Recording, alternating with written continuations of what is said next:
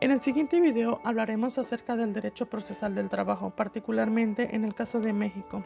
Este proceso se encuentra bajo un gran dilema, pues no ha sido eficiente a la hora de resolver las controversias suscitadas de una relación laboral, ya sea de naturaleza individual o colectiva. Hablemos a grandes rasgos del procedimiento ordinario laboral. La Ley Federal del Trabajo busca dejar un amplio margen de aplicación de este procedimiento, al señalar en su artículo 870 que las disposiciones de este capítulo se rigen la tramitación y resolución de los conflictos individuales y colectivos de naturaleza jurídica que no tengan una tramitación especial en esta ley. Asimismo, en el artículo 871 de la Ley Federal del Trabajo, el procedimiento se iniciará con la presentación del escrito de demanda ante la oficialidad de partes o la unidad receptora de la Junta competente, la cual lo turnará al Pleno o a la Junta Especial que corresponda el mismo día antes de que concluyan las labores de la Junta. La Ley Federal del Trabajo señala que el Pleno o la Junta Especial, dentro de las 24 horas siguientes contadas a partir del momento en que se reciba el escrito de demanda, dictará acuerdo en el que señalará día y hora para la celebración de la audiencia de conciliación, demanda y excepciones y ofrecimientos y admisión de pruebas, que deberá efectuarse dentro de los 15 días siguientes después de haber recibido el escrito de demanda. Esto con base en el artículo 873.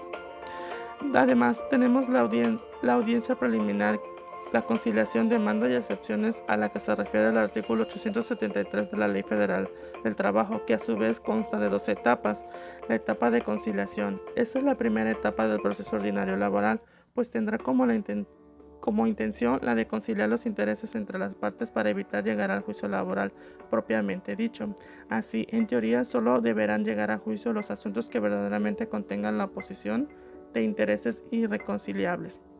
La etapa de demanda y excepciones, que en el caso concreto viene a ser donde nace el conflicto de trabajo propiamente dicho como tal, pues es donde la parte actora fija sus pretensiones ejercitando una acción y la parte demandada se resiste, oponiendo las excepciones legales que considere pertinente. Como primer paso en la etapa de demanda y excepciones tenemos la exhortación a las partes para que reconsideren la situación.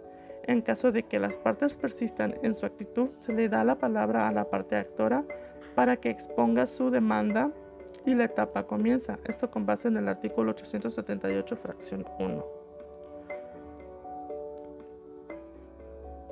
Igual tenemos la etapa de las pruebas. Los sistemas probatorios son importantes para la determinación de quién tiene la razón en una controversia, no solo laboral, pues las pruebas son los medios idóneos que permiten al actor y al demandado justificar el ejercicio de acción o la eficacia de las excepciones. También tenemos la etapa de admisión y desecho de pruebas, que con base en el artículo 880, fracción 4 de la Ley Federal del Trabajo señala que la Junta admitirá únicamente las pruebas que versen sobre hechos controvertidos en la audiencia de conciliación, demanda y excepciones. Una vez concluida la etapa de ofrecimiento y admisión de pruebas, solamente se admitirán las que se refieran a hechos supervinientes o de tacha. En el desahogo de pruebas, estas se regulan bajo el artículo 884 de la Ley Federal del Trabajo, que señala que este proceso se llevará a cabo dentro de los siguientes 10 días a la audiencia de ofrecimiento y admisión, sin exceder el periodo de 30 días, además de que podrán señalarse distintas fechas para el desahogo. Los alegatos. Artículo 884, fracción 4 de la Ley Federal del Trabajo señala que, desahogadas las pruebas, las partes en la misma audiencia podrán formular sus alegatos, por lo que darán sus conclusiones respecto del procedimiento y las valoraciones personales que se tengan respecto de las pruebas. En este caso, la Junta considerará a las partes un término de 2 días que presenten sus alegatos por escrito, además de que certificará que no queden pruebas pendientes para desahogar y declarará cerrada la instrucción del juicio. Y por último, llegamos a la etapa del laudo. En esta etapa se decidirá el fondo del conflicto. Artículo 837, fracción 3. Dicha resolución se dictará a verdad sabida y buena fe guardada, y apreciando los hechos sin necesidad de sujetarse a reglas o formulismo sobre estimación de las pruebas, debiendo expresar los motivos y fundamentos legales que se apoyen en el artículo 841. En lo que corresponde al procedimiento ordinario laboral, el artículo 885 primeramente hace referencia al proyecto de laudo, que deberá contener: número 1.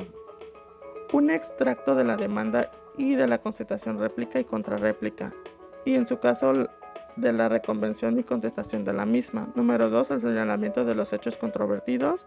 Número 3, una relación de las pruebas admitidas y desahogadas y su apreciación en conciencia señalando los hechos que deban considerarse aprobados. Número 4, las consideraciones que fundadas y motivadas se deriven en su caso de lo alegado y aprobado. Y por último, número 5, los puntos resolutivos.